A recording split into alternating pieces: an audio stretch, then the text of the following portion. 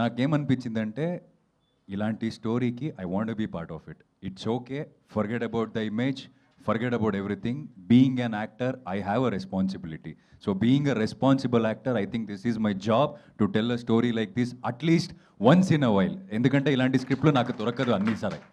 So నాకు ఆ బాధ్యత ఉంది. సో సినిమాలు చూస్తుంటారు. సో సినిమాలు చూసినప్పుడు నన్ను హేట్ చేయొచ్చు, ఏదైనా చేయొచ్చు. But at least if they could connect and if there is one Vikram in the theatre who would see this and think that నాకు తెలియకుండా నేను ఇది చేశాను, అట్లీస్ట్ ముందు I should not treat a woman like this అని అనిపిస్తే I think that's a win for me. And yesterday in the premiere show I could see lot of men clapping for the scenes and they came out and they said they really loved the film and they some of the calls I got అంటే కొంతమంది call చేసి నాకు మనకే తెలియకుండా ఇలాంటివి చేసాం మచా, మనకి ఇప్పుడు అనిపిస్తుంది ఈ సినిమాలు చూస్తుంటే అనిపిస్తుంది I think we should change in certain ways అని అనిపించింది అని కాల్ చేసి చెప్పారు. I think that really you know